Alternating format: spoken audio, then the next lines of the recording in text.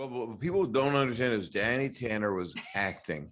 It was character, and I love Danny Tanner. But you're like our dad. I am. I really look. You're America's dad. Comedians, from what I've experienced, and I am, what for better for worse, I am one, have giant hearts and can give back and want to give back.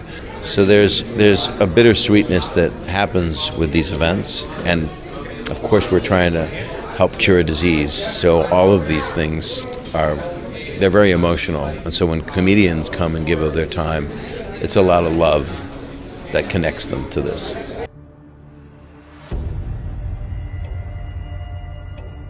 What happened was this, about 3 years ago, there was so much division in the US and in the whole world. I just went, I've got to go on another stand-up tour. I've got a lot to say, and it's a different kind of stand-up, and I was ready to do a special this year. It's amazing the people I talk to. Some people are fine and not affected by this whole COVID-19 tragedy, and then other people I talk to, a nurse who lost a patient and then tells me she's got an autistic kid. My heart goes out. We have a real conversation about something that matters. It is Bob of the show Bob Saget's Here For You. Yes, that's my claim to fame. It's a podcast that I'm going to do until I can't talk, which might be later today if I'm told not to talk. I hope you're doing good. Happy New Year. Happy New Year, everybody. It just happened. I hope you had a safe New Year. I hope you're well. I hope you didn't party too much and then get sick from being around a million people, even though you might not believe in that. But I believe in peanut butter. I hope you didn't party too much and then get sick from being around a million people, even though you might not believe in that. But I believe in peanut butter. But I know more people than that have been canceled, literally canceled. Their careers have been canceled due to, cancel culture things that had to do with real serious stuff, like underage girls and stuff like that. And last year was a lot of stand-ups just got, and actors. I mean, look what happened. I mean, and a lot of it had no court trial, but it was like, it was done and done.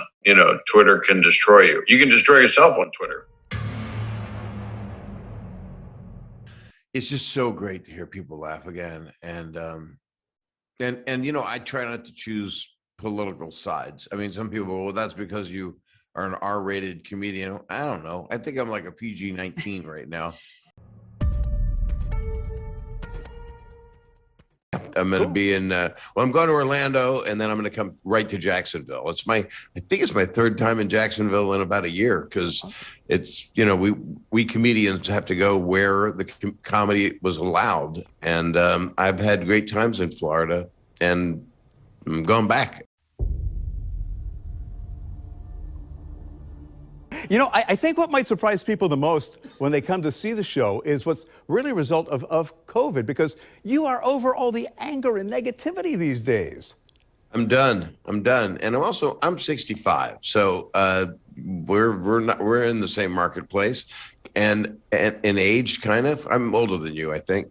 But I really love doing stand-up now more than I ever have. And I don't talk politics. I don't talk religion. I just want to make people laugh, and I don't want dissension in the room. My job is I'm like the Blues Brothers, where they would knock on the door and go, we're on a mission from God. I just want to make people have a good time and have a good night out. And we're getting ready to do a new special. So you got to go on the road. And that's why it's so much fun going out to places where I get to do a long set. I get to do, an hour and a half, whatever feels right. I get to really play with the audience and try stuff. And it's not just I'm not as blue as I used to be. And some people go, Saget, come on. I want Entourage Bob. And I'm like, okay, I'll throw them in there. But it's really kind of like different versions. It's me just being myself more. And I love it. I just love it. Well,